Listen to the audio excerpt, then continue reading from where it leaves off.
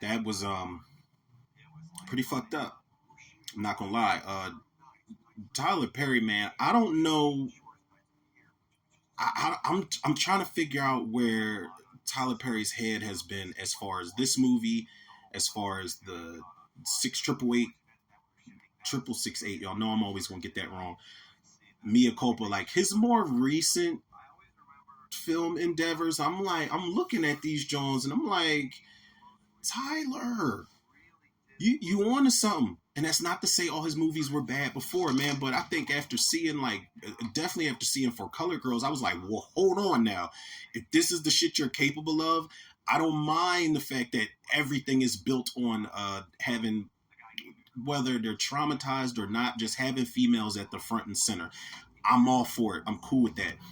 Yes, this is a very traumatic movie, man. I think there's probably a lot of trigger warnings in here for females, whether you're a single mother, otherwise it doesn't even matter, man. This movie, um, a lot of volumes to it. A lot of volumes this movie speaking, man. I'm gonna get to Taraji in a second. Let me say that I thought this movie was going to do something early on that was going to piss me off.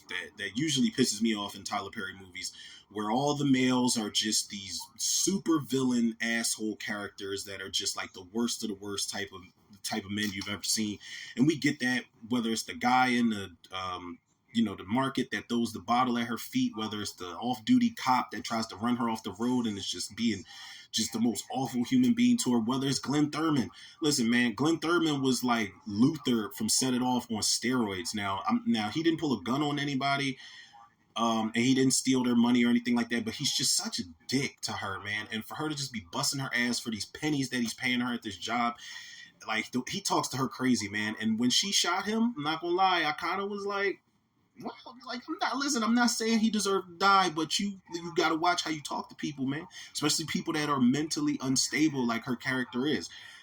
It's good to see Sinbad. Really good to see Sinbad, man. I applaud Tyler Perry for putting Sinbad in this movie post health scare that he had, man. That was really scary when he went through that. I'm glad he's okay.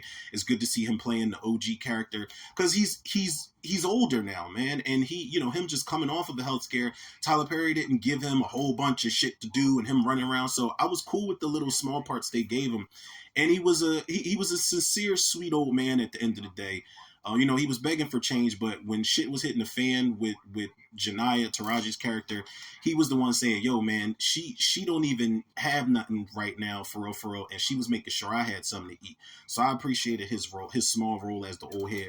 Sherry Shepherd, yo, I didn't know she had emotional range like this. I always took Sherry Shepherd to be a more of a comedic actress, whether it's hosting a TV show or being in a TV show.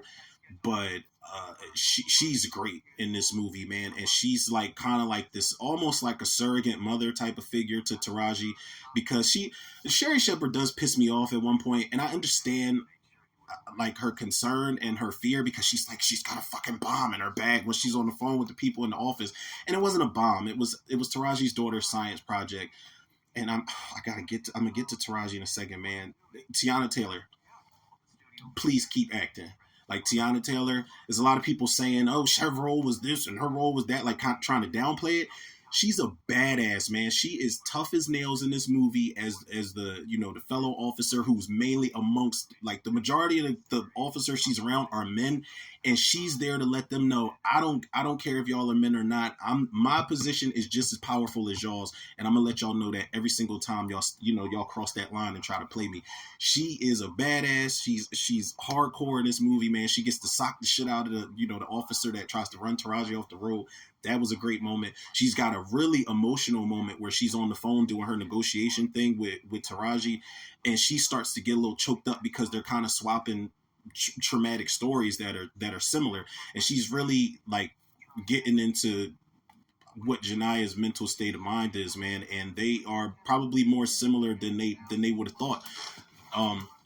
Prior to having that conversation, man. So Tiana Taylor was great. Rockman Dunbar, it was good to see him as Chief Wilson because he's the chief who is kind of optimistic. He knows that this chick killed two people, and it's on camera, but he's like, all right, I'll listen to. He's listening to Tiana Taylor's character. He's like, all right, let me hear you out and let me hear your theories, and then he's listening to her theories as to what might have caused it, what might have been the trigger, and he's like, all right, let's try to handle this situation delicately so nobody gets hurt. Everybody gets to go home, whether it's jail, whatever the case may be. So it's good to see him in this movie when he's not slapping the shit out of Sanaa Lathan over a counter in another Tyler Perry movie. It's good to see him in a more chilled out role. Um, Taraji P. Henson, man, like, I don't know how else to stress this. She is a top 5 actress. Just straight like that. I don't care what nobody says about. Some people say she plays the same character in every movie. I could not disagree more.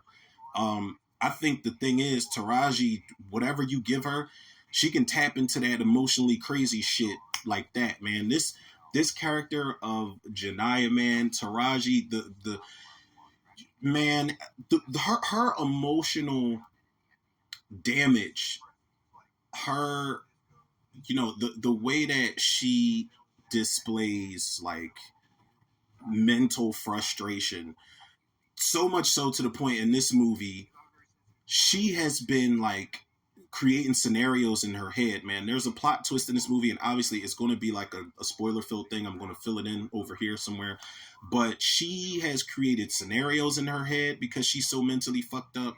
She is hearing things, she is seeing things. She finds out at one point her daughter is dead. She's doing all of this shit, man. First of all, Taraji, she gets fired and she's trying to get $45 for her daughter for lunch for school. And the kids are making fun of her daughter at school, and her daughter has seizures and she's sick. And they think that, like, yo, it's a lot going on with her and her kid. And then she, like, oh man. Oh man, it's a lot. It shows the lengths that a mother will go to for their child, man. And it's not really, it's a lot of people comparing it to Set It Off. I don't really think it's that kind of a scenario. I think unfairly, everybody's going to compare a bank robbery movie with a woman in the forefront or women in the forefront. Everybody's going to unfairly compare it to Set It Off. It's just like how Just One of Them Days is unfairly going to get compared to something like Friday, where it's just two characters around the way with the comedic hijinks around the hood and all that other shit. So Set It Off, I don't really think is that, even though I did mention like Luther and things like that. But it's something completely different. I think this is, it's more of like, almost like a fucked up character study, for real, for real. It reminds me of that movie Breaking with John Boyega, man. It's a similar situation, different motives, but Taraji, man, she is acting her ass off. She's on 10. The moment she steps out of that apartment and gets her day started, um, yeah, she's on 10. She's on 1,000. From the moment that the day gets started, when she steps out of that apartment, man, and she's crying, she can like give a nervous, uncertain laugh because she doesn't know how a situation is going to play out, man. She can break that, like she can do whatever you want her to do on screen, man. She understands the assignment and gives you so much more, man. I think it's so crazy how Taraji said that every raise that she's ever gotten came from Tyler Perry. When she is owed that and then some, man. I think ever since Baby Boy, I told myself, I was like, this is an actress who can act without even saying a word, just due to her facial expressions. Like, that's how much she emotes on screen, man. And if she, like, it's crazy how she get, she doesn't get her due diligence as far as like her pay, as far as the roles, and her headline in certain movies, man. I think that she deserves everything and more as far as what she's given us performance wise in these movies, man. Like, where's the Oscar? Where's the Oscar at, man? Because that's what she's been striving for since she started acting. There is not a role where Taraji has slummed it at all. Not even Smoking Aces. And a lot of people don't even remember she was in Smoking Aces. A lot of people don't remember that entire cast in Smoking Aces, man. But listen, I'm talking a lot about this. I feel like I can give this a 9.5 out of 10 for sure.